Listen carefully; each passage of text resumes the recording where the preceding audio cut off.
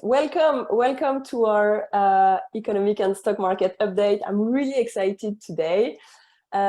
This is our first actually session. So just to tell you a little bit more, I'm Emilie Bellet. I'm the founder of Vestpod, the author of You're Not Broke, You're Pre-Rich, and also the host of the Wallet podcast. And this is going to be actually a Wallet podcast episode, which is super exciting.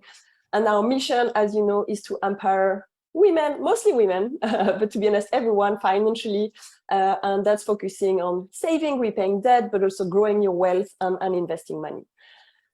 This is our first economic and stock market update. We've had over 450 signups for this session, which really shows that you're interested in what's happening with your investments. It can be quite a stressful time to think about money and investing for the long term. So that's why we're partnering with Carmignac to bring you these quarterly updates.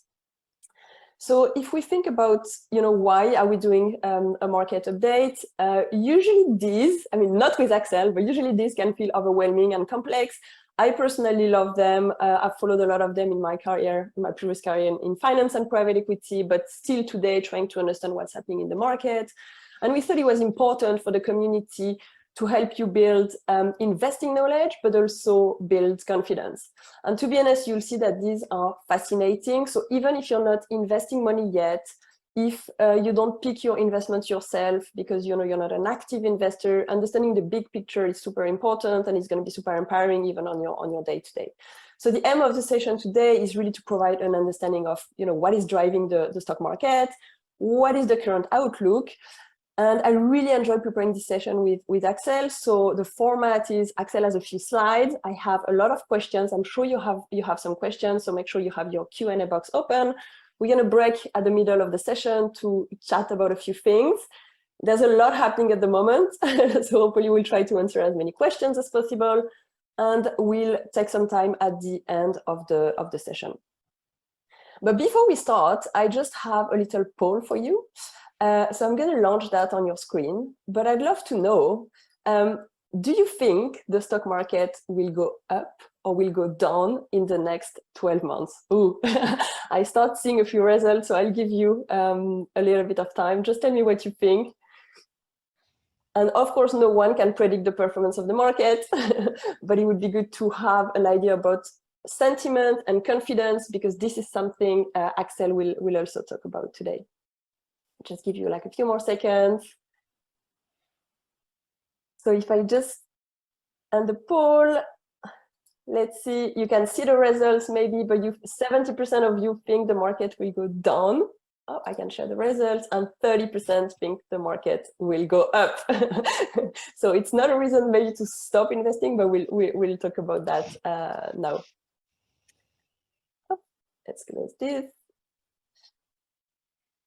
And just a quick disclaimer before we get started. Of course, this is purely educational. It doesn't constitute any financial advice. And we're really focusing here on the explanation, on the education. And we know that investing is really part of building long-term wealth, but there's different ways to do it. So really think about your savings and what's your investing capacity. Axelle will also talk about specific companies and stock, but this is definitely not investment advice. So Axelle, welcome. I'm gonna Thank you, Emilie. It's so nice to see you. So yeah, I'm sure happy to prepare this webinar with you. I think it was important to have something that's like non-nonsense, not jargon. So you work for Carmignac, an independent asset manager firm, established a long time ago in 1989. I interviewed Maxime Carmignac on the podcast on the wallet, so we'll also send you the link.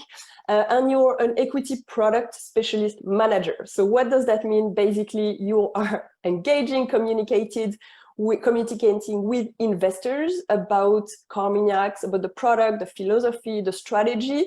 So you really spending so much time in the market and looking at market insights. So hopefully you can tell us a little bit more today. And the role of Carmignac, just to be clear, is to enable their clients to improve their saving needs and improve their increase their wealth over the long term. So Axelle, welcome, and yeah, it's your turn. Hi everyone, and thank you, Emilie, for having me today. And I know that you have a lot of questions about the current environment because it has been quite tough since the beginning of the year.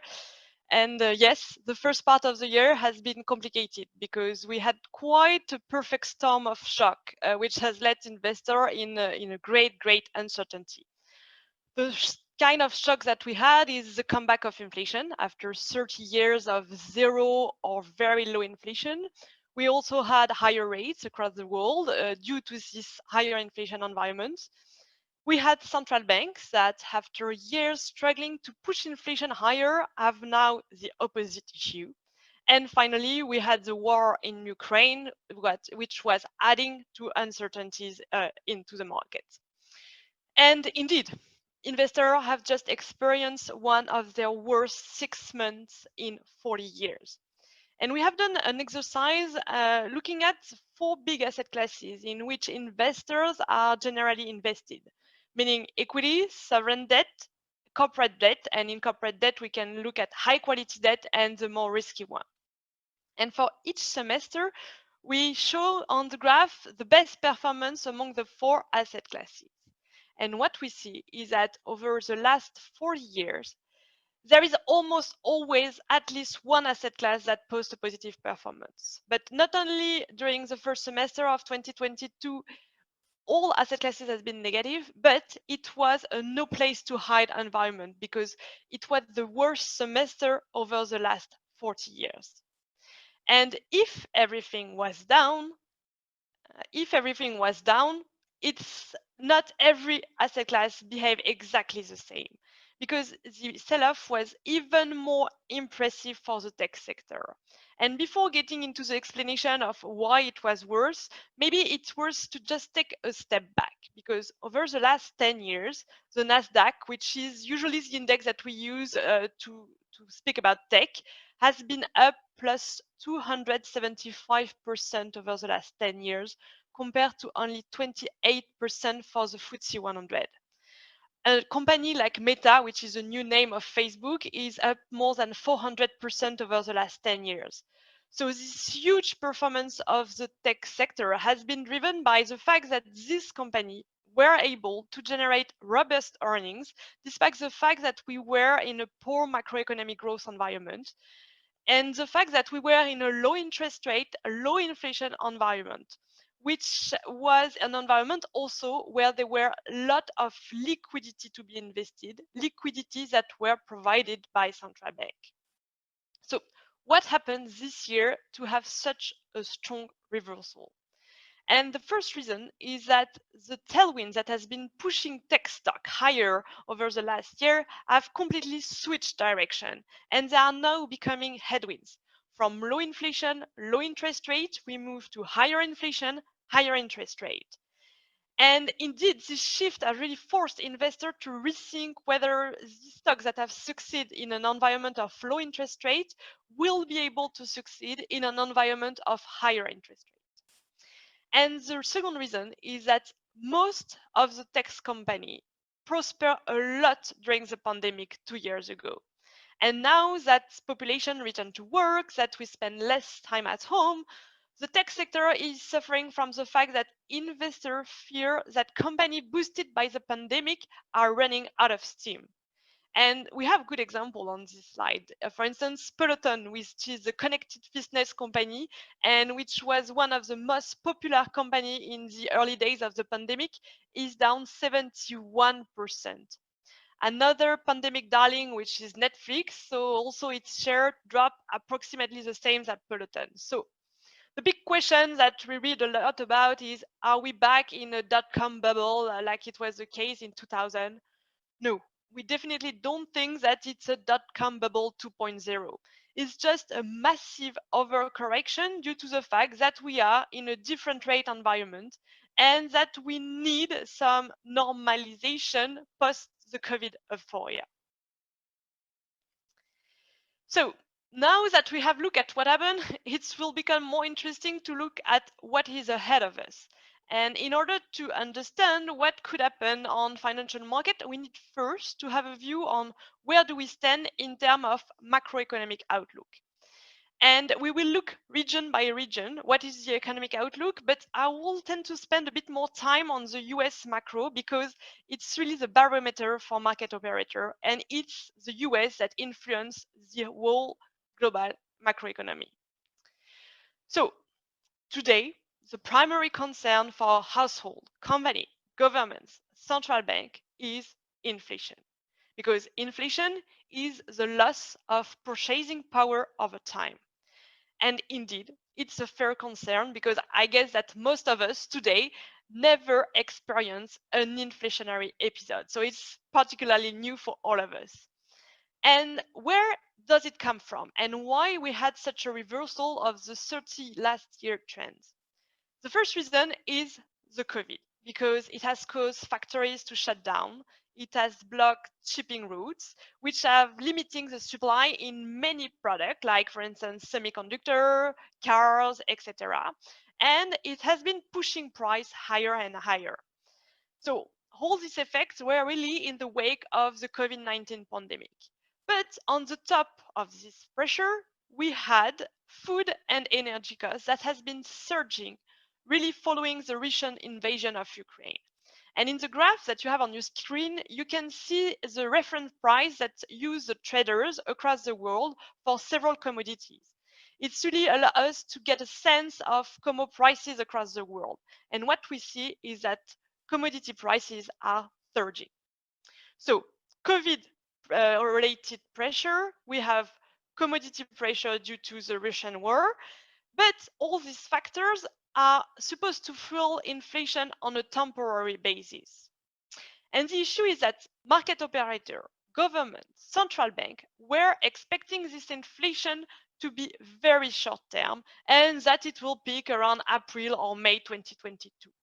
And it has not been the case at all. We are today in the US at 8.6% inflation over a year. And indeed, it's because there were several factors that has been amplifying these short-term factors. And the most important one is wages, because in the US today, we have a very stretched job market. Unemployment is only at 3.8%. And there is an interesting statistic that says that we have 2 open jobs for every unemployed American, which is giving actually a huge power to workers in pay negotiation, leading to a strong wage growth. And the issue is that when workers receive a wage price, they tend to demand more goods, more services, and this in turn caused prices to rise again, created really a wage price spiral. Therefore, the US consumer is contributing to this inflation. And the fact that this wage price spiral is having strong effect on company because it's creating some margin squeeze. And this margin squeeze is really creating a real recession risk for corporate.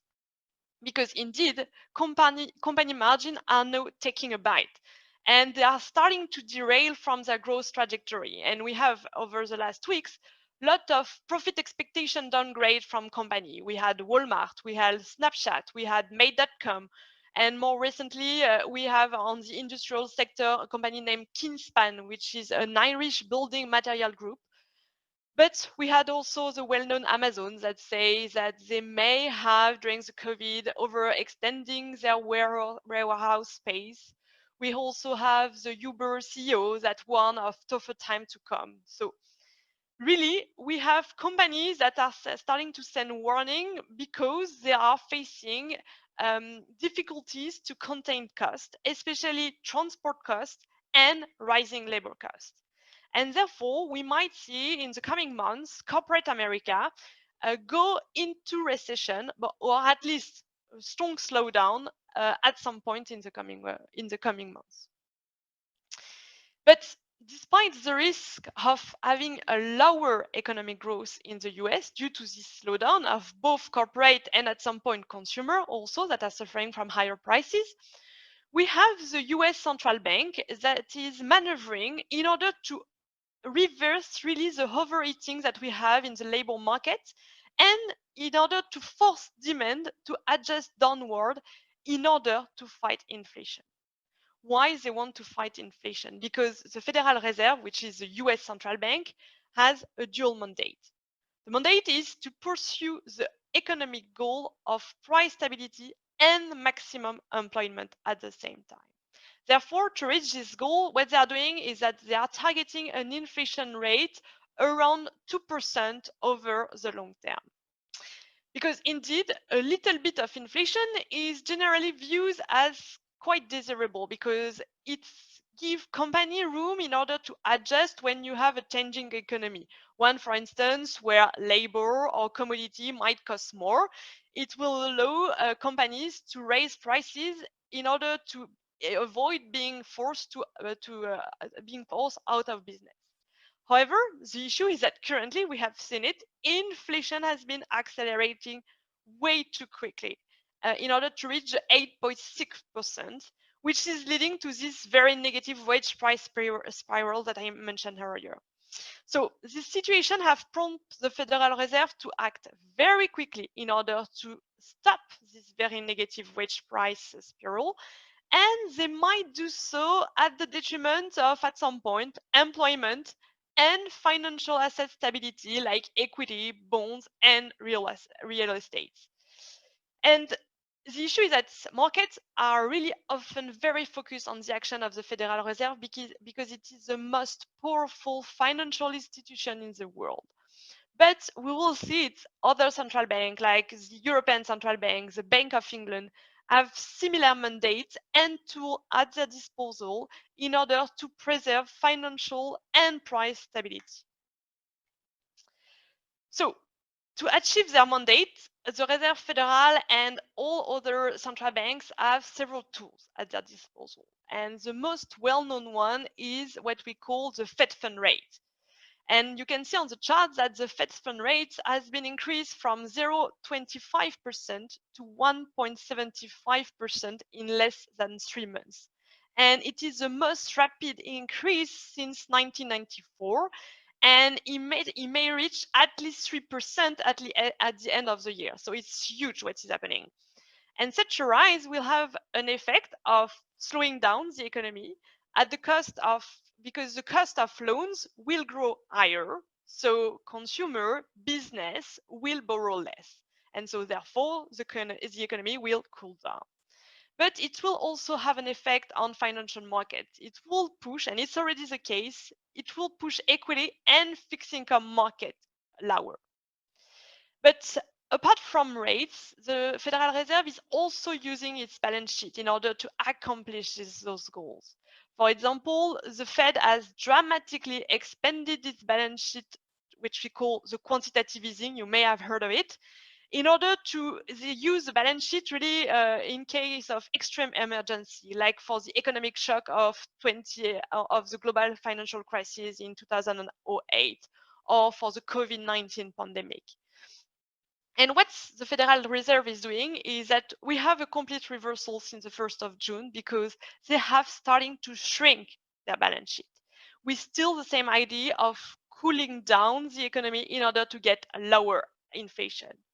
So once again, this will have a significant impact on the financial market, but they want to reduce inflation. So I've spent a lot of time on the US, but you will see that the European situation is quite similar, except by the fact that it is worse. Because in Europe, we have the same inflation issues than in the US. We have new records, 8.6% over a year in the Eurozone. We have 9.1% in the UK. And we should still have very high level of inflation, at least until the autumn. So the issue in Europe is that the income shock is much bigger for both household and company in the Eurozone. Because what we see in the graph is that the real wages, so meaning the wages less inflation, are dropping by more than 6% in the euro area, because the issue is that there were no wage increases like there were in the US or even in the UK. And so profit margin are also much more squeezed due to supply disruption and commodity prices, but also due to the fact that we have some demand destruction linked to what I've just mentioned, the real income squeeze. So we might move in Europe in what we call the stagflation, meaning slow growth and even a recession will still very high inflation. And the stagflation is really putting a lot of pressure on the European Central Bank, like it is for the Federal Reserve. But ECB must deal with the fact that we have a huge difference in economic trajectory between the 27 member states, so adding a challenge on the challenge, you know. And finally, after Europe, after US, where we have quite a gloomy outlook, we might have a bright spot coming from China, because the country has already suffered a lot from lower economic growth, mostly due to the fact that they have some very, very strict lockdown measure, especially this year, which has been hurting economic growth and global supply chain across the world. Because the government in China has decided to put in place what they call a zero COVID policy, which is really an attempt to prevent any community spread of the coronavirus. And due to the fact that this lockdown have hurt growth, the Chinese government really came to the rescue of economic growth by doing exactly the opposite of what Western countries have done, meaning monetary stimulus and fiscal stimulus. So they have been cutting tax for businesses, for households, and they have been also cutting their main benchmark interest rate, so exactly the opposite of the Fed, in order to support credit across housing and companies. And what investors are looking in China is really the credit impulse that you can see on the chart, which is an indicator of the cycle, because most of the economic actors in China are really depending on credit for investment. And you know that when we have strong investment, it is driving up employment and demand for import and industrial goods and commodities. So it's good news for growth. So what to keep in mind about this complex economic outlook, just in a few words, before maybe taking your question, is we have stagflation in sight, which really puts central bank in a very tricky situation. With the Federal Reserve where the Federal Reserve might sacrifice growth in order to fight inflation. But for European Central Bank, it's becoming much more complicated due to the fact that we have very various situations in Europe. But in any case, this situation is really challenging for financial assets, and I will detail the impact in the next part.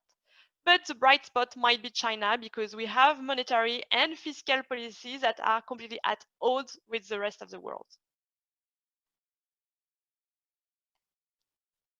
Thank you so much, Axelle. I think I'm gonna. That's for me. That's fascinating to understand before we really dive in, like the stock market, like what's happening at the macro level. I have a question. You talked about stagflation. Can you tell us a little bit more about the potential consequences, please? Of course. Yeah, I think that stagflation is a nightmare for everyone, governments, central banks, and for us also at some point. The most well-known stagflation period is 1974, so it was a long time ago, where we had 12% of inflation in the US, and where the central bank need to raise rates at above 10%, so it was huge. But the issue is that stagflation is eroding purchasing power of a household, and it's creating a profit margin squeeze. So that's why it is very important for central bank to avoid that all our Western economy are falling into this stagflation trap, because you have inflation, but you have growth that is going down. So you have higher unemployment, you have less earnings for company. So it's really a nightmare. And why all the central bank are really under pressure is that we don't want a recession, but we don't want long-term persistent inflation. So really, the challenge of the central bank today is to negotiate a soft landing of the economy in the face of this huge risk. And only time will tell, but the probability that the European and the US economy settle into an extended period of stagflation might have rise significantly because the challenge is really huge. Thank you, Axelle. You talked in one of your last slides about the credit impulse. That may be something that's a bit tricky for people to understand. You could clarify. Definitely. So the credit impulse is what I was saying is really linked to China. It's something that we mention most exclusively for China, and that all the market operators are looking for China because it's really the barometer of, okay, is China in a good place right now in terms of growth? Because the Chinese economy is really relying on credit, for household and for companies. And it's highly important for housing sectors that account for 25% of the Chinese GDP, but also for all the business investment. So it has at the end an effect on employment in China and on future growth. And I mean, I see a lot of questions. Maybe I have another one. Like when you talked about the US, we look at saving, we look at net worth. I mean, all high. That should be good news. So why is it not actually? Yeah, in fact, it's a real challenge because we have in the US at least a consumer that is quite healthy. And the issue is that this healthy consumer is contributing to the inflation because what happened is that in the US, the consumer has built up big savings across the years thanks to the months in slowdown and to the fact that the consumer received a lot of government stimulus check. And so therefore what they are doing is that as they have high level of savings, they are spending a lot and their demand is driving part of the inflation. However, the issue is that even if they have a lot of savings, they have high level of net worth and a strength of a strong labor market, the US consumer is navigating in an inflationary environment.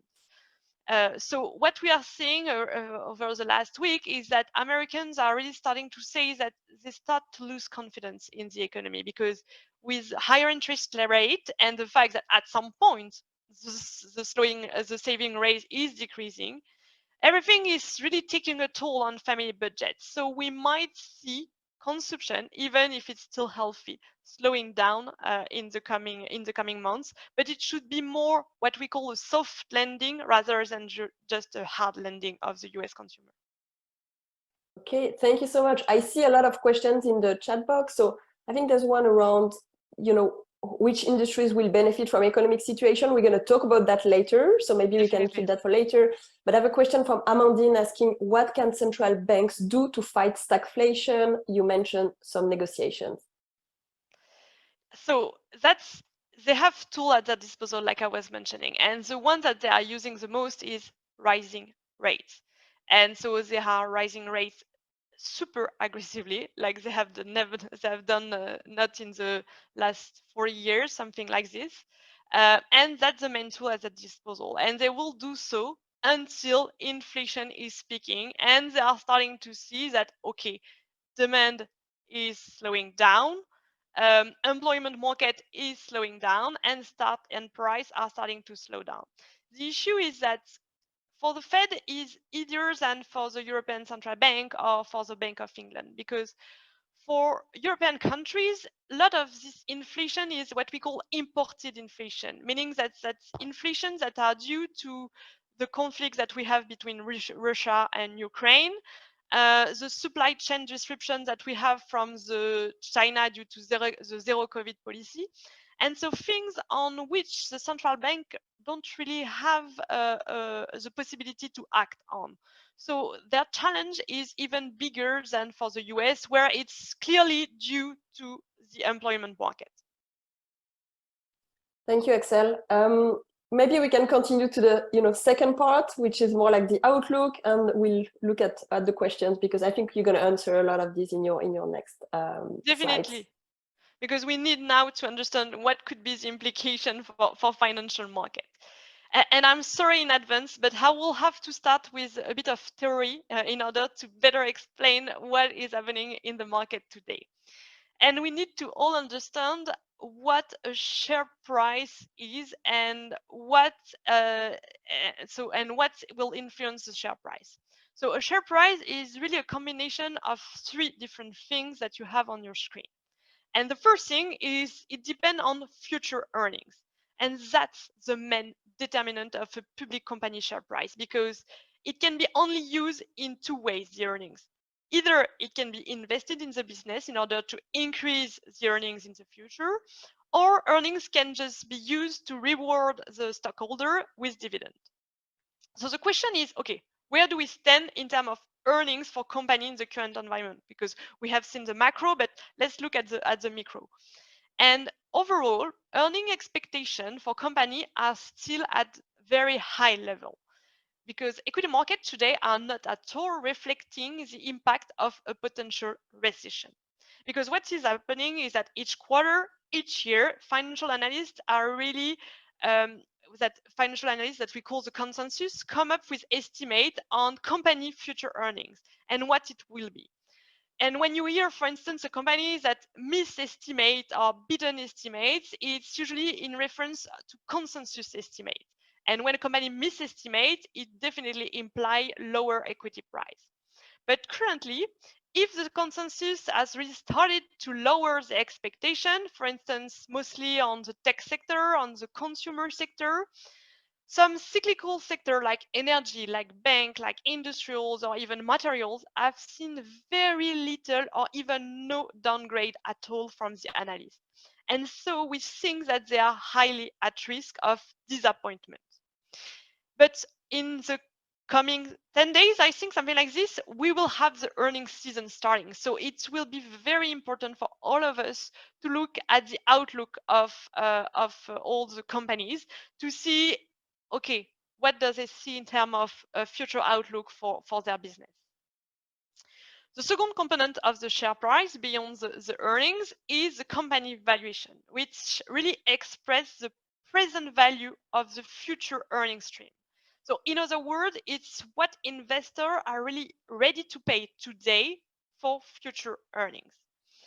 And this valuation is really a function of several things. The first one is the perceived risk, meaning that a riskier stock earn a higher discount rate, which in turn become a lower multiple. The second one is the second one that really have an impact on valuation will be inflation or interest rate, because inflation and interest rate are very linked. And higher interest rate, higher inflation will lead to lower multiple, meaning that the future earnings are going to be less, to worth less in an inflationary environment. And that's exactly what happened since the beginning of the year. We had higher inflation, higher interest rate, and so that have led all investors to reassess stock price valuation, which has led to lower equity market. And the third component, but I will not detail too much today, is dividend and buybacks. But overall, to say it differently, because I'm not sure, I may have lost all of you with this explanation, but since the beginning of the year, what has happened? Investor has been focusing on inflation concern that have led the second factor in your screen, meaning valuation, to go lower and therefore pushing equity market even lower. So even if we have not seen any material earning downgrade yet, many actors in the market are fearing that a decline in earnings will provide a next leg down for equity market. And that's why we are focusing on companies that can just resist in this environment. Because so we have a complicated environment where really we are looking to companies that will be able to survive, basically. Because first, what we are looking is that for the coming months, we will like companies that are able to survive the stagflation environment that I mentioned, and the fact that we will have less support from central banks, which means avoiding sectors that are highly sensitive to the cycle or sectors that tend to have high level of debt because they will suffer from higher rates at some point. So sectors like industrial materials should be more in danger in the future environment. And even banks could be challenged due to the action of central bank, because central bank will worsen credit condition, which could weigh on the earning outlook of the bank. But as growth is also slowing down and inflation is here to stay, it will be important to find sectors and companies that are able to offer resilient growth and pricing power, meaning companies able to pass on cost increase through price increases, but without impacting demand in order to overall maintain the margin. So in other words, essential sector. And I think a good example is the healthcare sector or some other segment of consumption that I will detail later. And finally, as an investor, you should always have a long-term investment horizon in mind.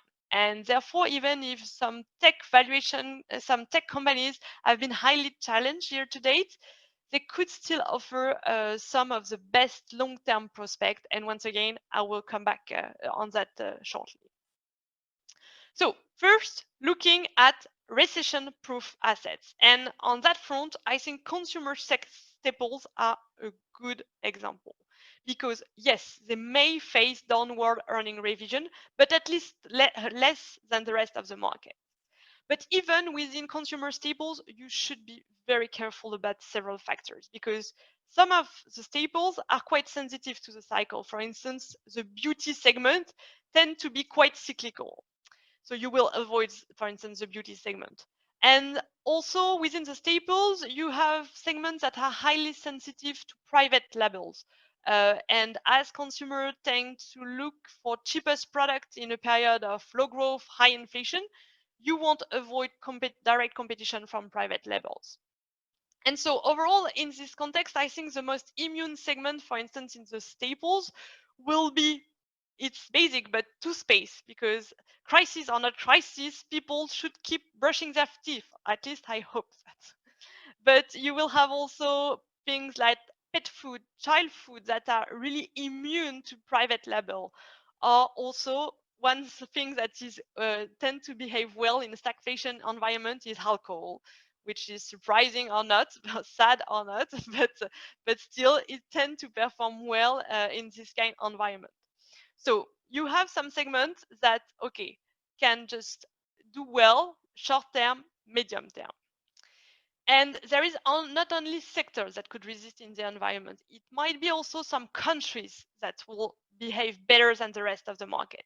And in the macro, I have mentioned how China is at odds with the rest of the world from a monetary and fiscal point of view.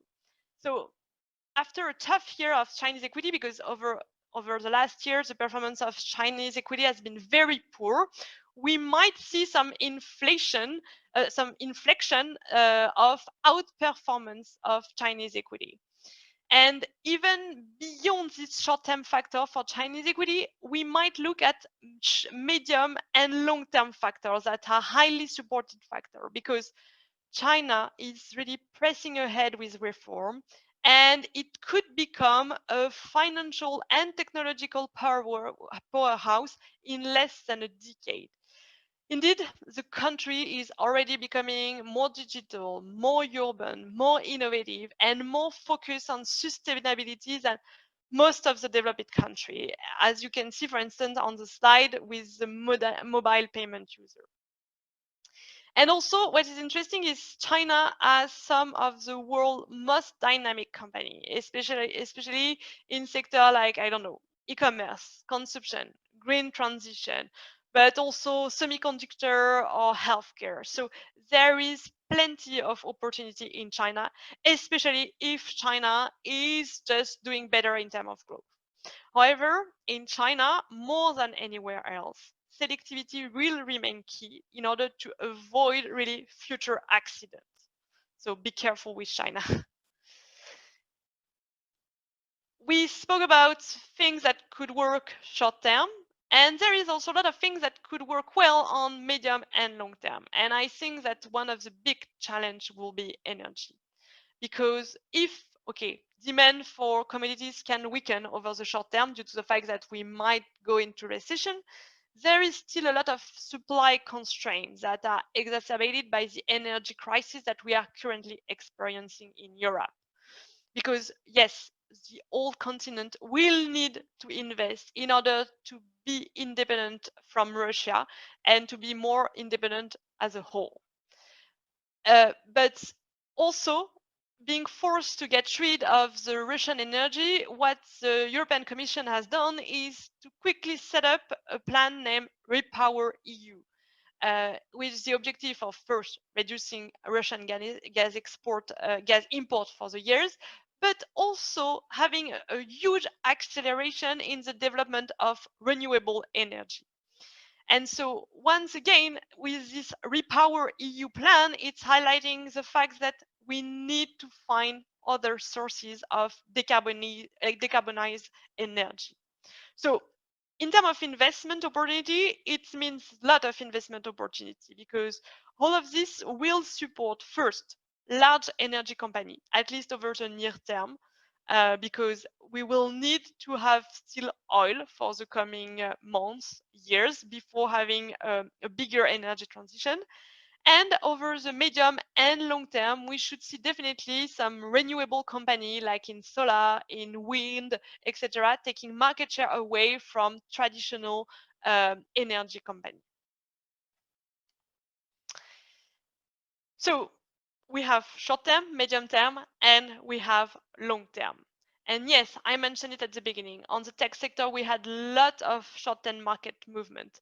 But this should not overshadow the very numerous long-term opportunity on which investors should capitalize on. And there are in the market currently some major trends that could generate significant return over the long term. And maybe one quickly is cloud migration. Cloud migration today, we are still very early.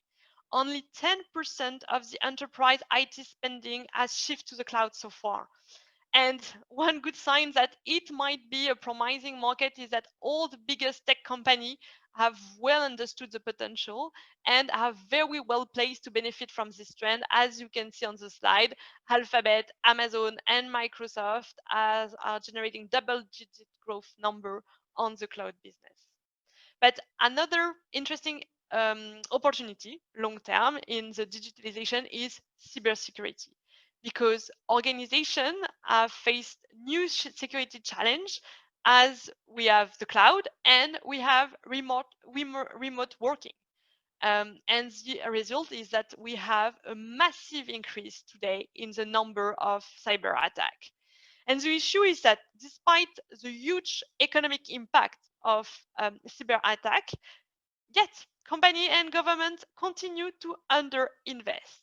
So it should change in the coming years, and it should support companies that are selling some cybersecurity solution.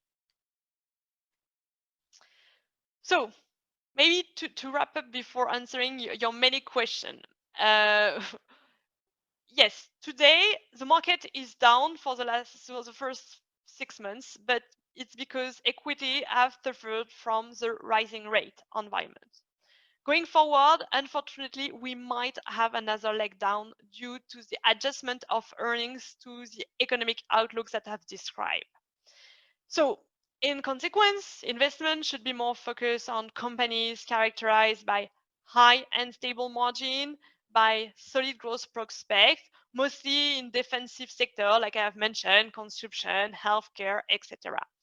But investors should also take the opportunity of strong market correction in order to start building position on some long-term conviction, because indeed every crisis comes with opportunity, and that's very important. And the sell-off that today we have in the market has been quite indiscriminated. All the companies were down. And so therefore there are some anomalies that are starting to appear in the market. And it's maybe anecdotal, but I think it's quite telling. The fact that, okay, today Coca-Cola is more expensive than Google. So investors seems to be saying that a company that sell a beverage full of sugar should offer more growth in the coming years than the company that literally owns the internet and that is working on self-driving car among hundreds of other projects. So all this to say that, okay, financial market might be scary at the moment, but we should never lose sight on the fact that crises often turn into opportunity for anyone that is rigorous and active investor, and that equities remain the best source of performance over the long term. And so one last chart, because I think it's important for all of us. Yes, equity is the best investment if you invest over the long term. Because if you look at the left, as a chart on the left, there is no debate. Over the last 20 years, investing in global equity has been the best way to generate return, even if it's more risky. So you need to diversify your saving across asset classes, across companies, across sectors, across country. And you need to keep a long-term investment horizon, because when you have a drawdown like we just experienced, the main risk is to sell at the worst moment. And as you can see on the right, if you had missed just the 10 best days over the last 20 years, it makes a huge difference in terms of how much you will earn at the end. And unfortunately, these best days tend to be very close to big sell-off. So people selling at the bad moment tend to miss them. And I think that the last rule is, okay, you need to be active, you need to be patient, and you need to be maybe supported by asset management expert, because it's a highly complicated environment, so it could be very helpful. Thank you so much, Axelle. You actually answered Pollyanna's question, and I think we had actually a lot of this question in the Vestpod community over the past few weeks. People who started investing, over the past 2 years, over the past year, and now looking at their investment portfolios, and they're getting quite stressed. So it's what do we do from there? Do we stop everything? And actually, you answered really well the question that, let's look at the long term. Let's review our portfolio. Make sure you have some cash savings, and that's you should be fine. I mean, it's really like the long term investment. I had a question because I'm in the UK. Most of the community is going to be based in the UK, and we had really big news this morning that Boris Johnson will resign. This is going to have an impact. I mean, any political instability, and we've seen that sort of priced in the market. But can you explain a little bit the impact that has on the economy, the currency, and maybe what we should be expecting over the next coming month?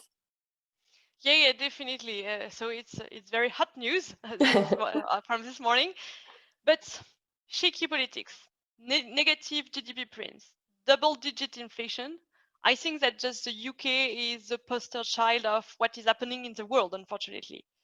So yeah, Boris Johnson will leave a nation mirrored in political and economic uncertainty, because the UK, like any other countries, is confronting surging inflation, potential recession, and also the risk of lower earnings profit for company. But whoever will replace him will inherit this economy where the cost of living is just decreasing, and where inflation is at the highest level for the last 40 years. So what is happening is that today it's not really politicians are acting, it's central bank. And the Bank of England, like any other central bank, need to act very quickly, because we have seen in the UK, but it's the case also across Europe, unrest among workers that are already formatting due to this higher inflation. And so the Bank of England is acting. They have raised rate 5 times already since the beginning of the year, and they have reached a higher level of rates since 2009, so huge. But we should expect even faster tightening in the coming months, until maybe growth will lose momentum, but it's the only way just to stop inflation, like I was mentioning for Europe and the US. So All in all, the UK is in a very similar situation than Europe because they are also facing the fact that, okay, in Britain, you are importing much more energy than in the US. So it's not only raising rates that will stop inflation, is that when the commodity prices will come down. So globally, we don't really think that for markets, at least, and for currency, it's the departure of Boris Johnson that will have an impact. Markets are really focused on this recession stagflation concern rather than on politics, at least for the coming months, because that will be the future of the UK and of Europe for at least until the end of the year. Thank you, Axelle. Axelle, maybe a last question around where to invest, where to look going forward. I know at Corminiac, you're really looking into sustainable investing, impact investing. Can you tell me, when we talk about companies benefiting from long-term trends, I'm thinking, yeah, this is definitely an area to look into. So how do you combine your finances and maybe, your values and trying to make an impact with your investments? Yeah, I think it's super important for me personally, first, and also for Carmignac, because investors have a huge role to play in making the world more sustainable. Because active investors can actually use their shareholder right in order to drive company to improve their governance, their carbon footprint, and also their human capital management. So we talk a lot about sustainable investing in finance, and it's really the process of incorporating environmental, social, and governance factors into all of our investment decisions. So what we do is that, for instance, at Carmignac, in our investment fund, we invest in companies that have strong environmental, strong social, and governance policy. Because over the long term, at the end, they tend to outperform the market. And not only on 1 year, but on several years, because from a risk management perspective, they have less risk because they are complying with nice rule in terms of E, of S, and of G. But concretely, how we can do so? In finance, you have several ways of, okay, investing with what we call the purpose. First, you can exclude some sectors, some companies, the ones that are against your value, against the company value. For instance, at Carmignac, we exclude, I don't know, controversial weapon manufacturers. We exclude tobacco producer. We exclude thermal coal miners. So that's one way of doing sustainable investment. Another way is to do it what we call integration. It's what I was mentioning, integrating. When you look at the company, you look at the financial aspect of the company, but you also can look at, okay, where the company stands in terms of environment, in terms of social, in terms of corporate governance. And this, at the end, will improve your returns as an investor and reduce your risk. And the last thing that you can do is invest with an impact. In order to, and for that, you can even measure, and that's what some investment funds do, you can measure the environmental and social impact that you have with your financial return. And finally, as I was mentioning at the beginning, as we are shareholder of the company, we can engage. And that's what we do, but what many equity investors are doing. We can engage on the climate change. For instance, at Carmignac, we believe that every company must play its part in climate change mitigation, not only renewable company, but all the company in all the sectors. So we are working with the company we invest in order to help them to achieve emission transparency, at least, and more climate friendly policies.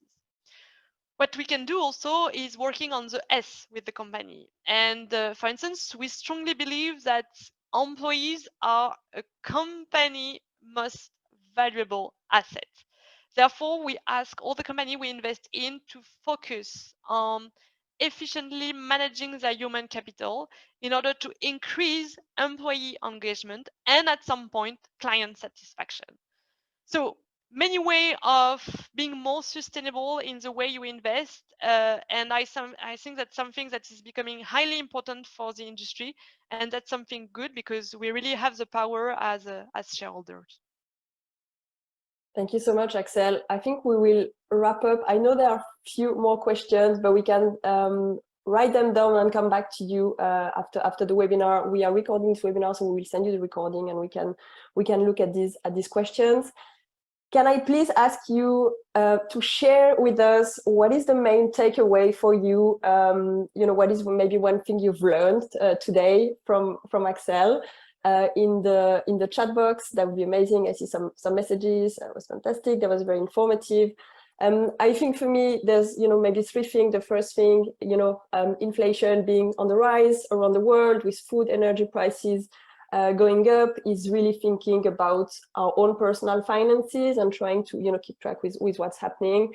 The role of central banks in order to control inflation, so increasing interest rates, expanding their balance sheets to try to cool down the economy. And finally, the third point is around the uncertainty and volatility in the stock market. And you all see that when you look at your investments. So keep learning, look at the big picture, and remember that investing is really going to be key to build long-term wealth. So maybe look more long-term, try to forget a little bit about the short term, and think about purpose and investing in a sustainable manner. I see a lot of comments around ESG, medium to long-term opportunities. Don't panic. I think don't panic is a great one. Think strategically.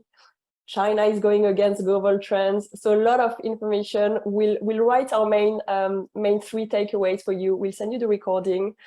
Axelle, thank you so much for such a brilliant session. It was really fun. Great. It was great. And you're welcome at Vestpod anytime. I'm sure people will have lots of questions for you, but hopefully we'll see you in a few months' time, and we'll see what's going to be the economic situation and the stock market by then. Thank you, Axelle. Thank you, Emilie. Thank you, everyone.